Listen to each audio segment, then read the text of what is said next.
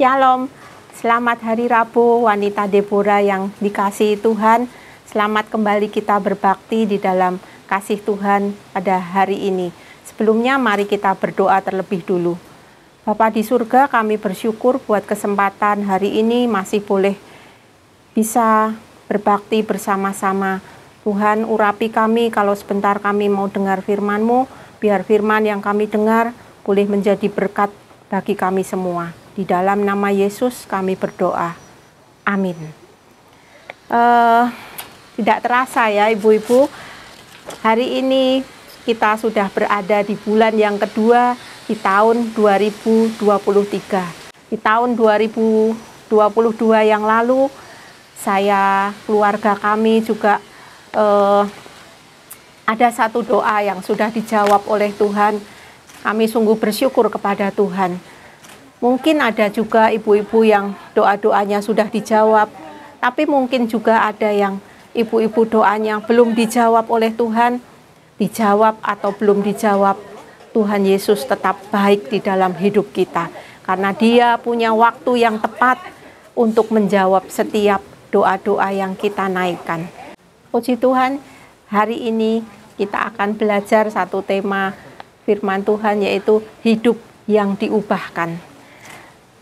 Disadari atau tidak, selama pandemi melanda kita semua, ada banyak perubahan-perubahan yang terjadi, yang kita alami di dalam kehidupan sehari-hari. Salah satu contohnya adalah ketika kita mau makan, kita pasti akan cuci tangan terlebih dulu. Entah itu pakai sendok atau tidak pakai sendok, kita otomatis kita akan cuci tangan. Karena itu perubahan yang otomatis terjadi. Dulu boro-boro kita ingat untuk cuci tangan, kita langsung makan. Kebersihan itu bagi kita dulu, tidak kita akan lupakan itu kebersihan. Tapi sekarang kita sudah terbiasa dengan mencuci tangan. Dan sebenarnya ibu-ibu, Tuhan pun ingin supaya hidup kita juga diubahkan. Diubahkan menjadi seperti apa? Kita lihat di dalam Efesus 4 ayat 22 sampai 24. Ibu-ibu nanti bisa baca sendiri di rumah masing-masing. Tuhan menghendaki adalah manusia kita yang lama diubahkan menjadi manusia yang baru, menjadi ciptaan yang baru di dalam Tuhan. Dari manusia lama menjadi manusia yang baru. Kita akan baca lagi satu ayat di dalam Roma 12 ayatnya yang kedua. Berkata demikian, janganlah kamu menjadi serupa dengan dunia ini, tetapi berubahlah oleh pembaruan budimu, sehingga kamu dapat membedakan manakah kehendak Allah, apa yang baik, yang berkenan kepada Allah, dan yang sempurna. Kecenderungan kita umat manusia adalah menjadi sama atau serupa dengan dunia ini, dengan hal-hal yang fana, dengan hal-hal yang duniawi. Contohnya, kalau kita disakiti, kalau kita dilukai, perasaan kita merasa terluka, pasti kita akan berusaha untuk, yang ada di pikiran kita adalah kita berusaha untuk membalasnya. Kita akan menyakiti dengan orang tersebut dengan hal yang lebih menyakitkan lagi dari apa yang sudah dia lakukan kepada kita. Tapi Tuhan berbeda. Contoh yang lain lagi, mungkin kalau kita, dunia berkata, kalau mau jadi kaya, jangan memberi, kita harus hemat dengan sehemat-hematnya. Sekecil mungkin pengeluaran kita. Lalu kita akhirnya menjadi orang yang kikir, kita menjadi orang yang pelit, karena kita dengar apa kata dunia. Bagaimana kita bisa menjadi pribadi yang diubahkan? Manusia lama kita menjadi manusia yang baru. Kita belajar dua hal saja. Yang pertama, mengalami perjumpaan secara pribadi dengan pribadinya Tuhan Yesus. Ada ungkapan yang berkata, kalau batuk itu bisa diobati, tetapi kalau watak atau karakter itu tidak bisa diubahkan, itu akan dibawa sampai mati. Apakah perkataan ini benar, ibu-ibu yang diberkati Tuhan? Tentu hal ini tidak berlaku untuk orang-orang yang sungguh percaya kepada Tuhan, yang mempercayai bahwa Tuhan itu sanggup mengubahkan apapun keadaan kita. Contoh di dalam Alkitab, Sakeus di dalam Lukas ke-19 dikatakan, tetapi Sakeus berdiri dan berkata kepada Tuhan, Tuhan, setengah dari milikku akan kuberikan kepada orang miskin, dan sekiranya ada sesuatu yang kuperas dari seseorang, akan kukembalikan 4 kali lipat. Pemungut cukai pada waktu itu adalah seorang yang garang, yang ditakuti oleh masyarakat. Tapi perjumpaan dengan Yesus itu membuat Sakeus hidupnya berubah berbalik 180 derajat. Dia menjadi orang yang murah hati, yang tidak takut kehilangan hartanya atau hartanya berkurang. Contoh yang lain adalah wanita Samaria di dalam Yohanes 4. Dari seorang wanita yang tidak baik, penggoda suami orang, menjadi pemberita kabar baik sehingga banyak orang menjadi percaya kepada Tuhan Yesus. Contoh yang lain dalam Perjanjian Lama ada seorang bernama Musa di dalam Keluaran 4 ayat yang ke-10. Lalu kata Musa kepada Tuhan, Tuhan, aku ini tidak pandai bicara, dahulu pun tidak, dan sejak engkau berfirman kepada hambamu, ini pun tidak, sebab aku berat mulut dan berat lidah.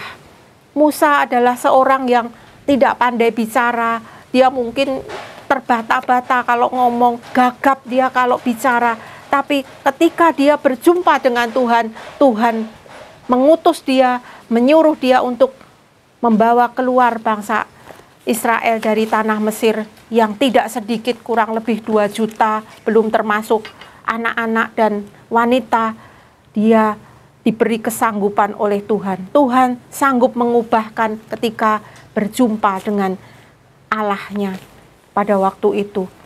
Mengalami perjumpaan pribadi dengan Tuhan bukan berarti harus secara fisik kita bertemu, tetapi benar-benar mengalami pribadinya Tuhan, mengalami Tuhan secara pribadi, dan Tuhan itu bisa memakai keadaan atau situasi untuk mengubahkan seseorang.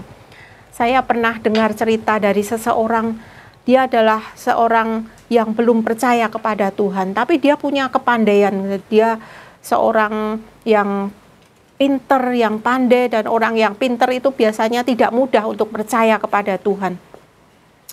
Pada waktu itu dia kehilangan sebuah kunci ya. Saya lupa kunci motor atau kunci kamar. Tapi dia kehilangan kunci itu dan dia sudah cari kemana-mana. Di bawah tempat tidur, di selipan-selipan, tidak ada sama sekali. Dan pada waktu itu dia kemudian teringat, kalau Tuhan bisa menemukan kunci ini, aku mau percaya kepada Tuhan. Dan sungguh sangat ajaib. Di tempat yang tadi dia sudah cari itu, dia cari lagi itu, bisa ketemu kuncinya. Dan saat itu juga dia percaya bahwa Tuhan itu sungguh ada dan dia mau menjadi percaya kepada Tuhan Yesus, menjadi pengikut Yesus sampai saat ini. Ibu-ibu yang dikasihi Tuhan, ada hati-hati yang keras, ada sifat-sifat karakter-karakter yang mungkin tidak berkenan kepada Tuhan. Melalui satu peristiwa, melalui satu kondisi, melalui satu keadaan, itu bisa mengubah hidup seseorang menjadi percaya kepada Tuhan. Contoh lagi kesaksian dari seorang artis yang sudah almarhum, yaitu Junaidi Salat. Dia pada waktu itu di puncak ketenarannya, dia ada rasa kebimbangan, ada rasa kegalauan. Ketika ada bisikan yang berkata, carilah kebenaran, maka kamu akan diselamatkan. Selama 2 tahun dia mencari kebenarannya itu ada di mana, sehingga dia sampai beribadah di 2 tempat, di masjid dan di gereja. Dan pada suatu saat dia akhirnya bisa menemukan satu kebenaran itu ternyata ada di dalam firman Tuhan, ada di dalam Alkitab. Ketika dia membaca, dia diubahkan dari seorang artis yang terkenal. Pada waktu masa jayanya dia sangat terkenal, di puncak kejayaannya dia sangat tenar, tetapi dia berubah dari artis menjadi seorang hamba Tuhan, orang yang melayani Tuhan. Ibu-ibu yang diberkati Tuhan, biar perjumpaan kita dengan Tuhan itu mengubahkan hidup kita. Ada sifat kita yang tidak baik, ada karakter kita yang tidak berkenan kepada Tuhan, biar itu diubahkan melalui perjumpaan kita secara pribadi dengan pribadinya Tuhan. Yang kedua, perubahan itu bisa terjadi kalau kita bergaul erat dengan Yesus Kristus. Perubahan yang sudah Tuhan kerjakan di dalam hidup kita harus kita rawat dengan bergaul erat dengan Yesus Kristus. Dengan siapa kita bergaul itu sangat mempengaruhi mau menjadi seperti apa kita. Di dalam Amsal yang ke-11, Amsal 13 ayat yang ke-20 dikatakan, siapa bergaul dengan orang bijak menjadi bijak, tetapi siapa berteman dengan orang bebal menjadi malang. Kalau setiap hari kita berteman dengan orang yang mengeluh, dengan orang yang pahit hati, dengan orang yang ceritanya selalu terluka hatinya, maka secara otomatis kita akan tertular. Tanpa kita sadari, kita juga akan tertular menjadi orang yang pahit hati, mudah mengeluh, bersungut-sungut.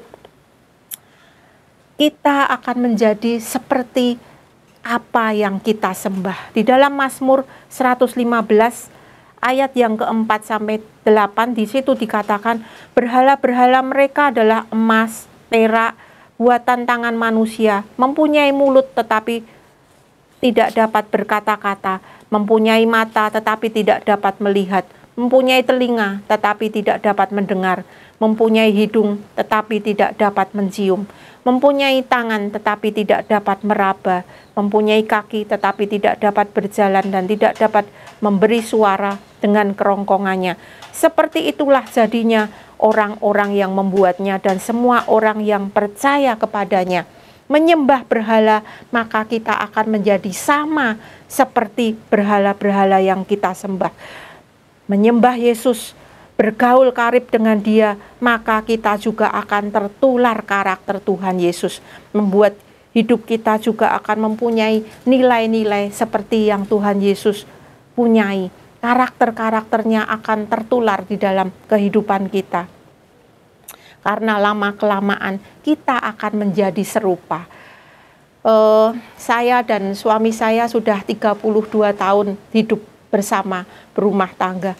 Pada awalnya kami itu sangat berbeda, baik dari kesukaan makanannya, karakternya, hobinya, tidak ada yang sama.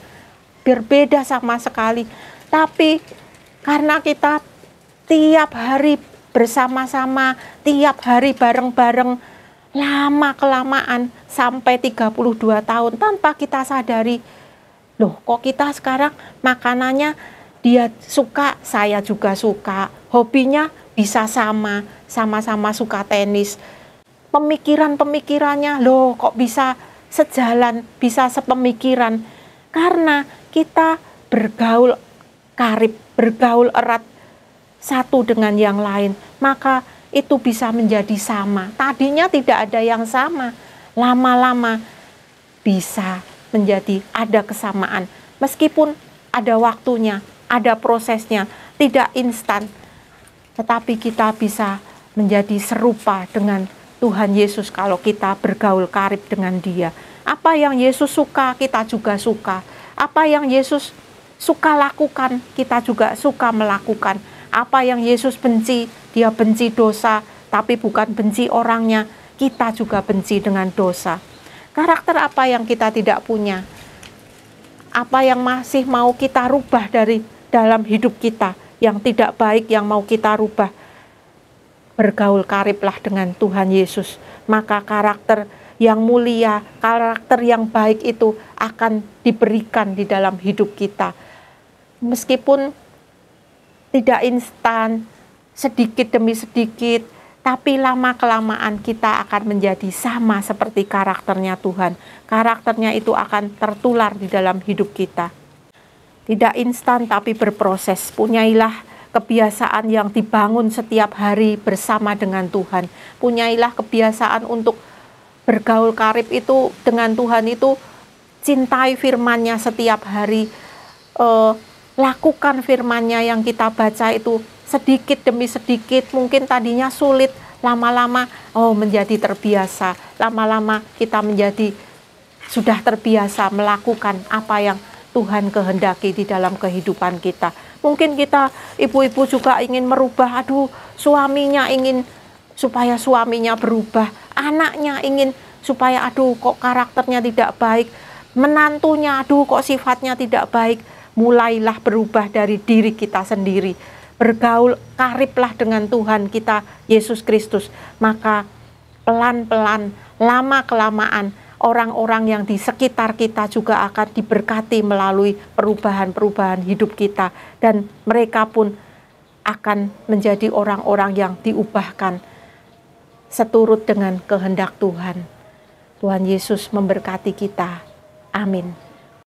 Mari kita berdoa. Bapa di surga, kami bersyukur buat firman Tuhan yang sudah kami dengar. Biar firman Tuhan ini sungguh mengubahkan hidup kami, memberkati kami semua, sehingga kami dimampukan untuk menjadi pelaku-pelaku firman Tuhan. Di dalam nama Tuhan Yesus kami sudah berdoa dan bersyukur. Amin.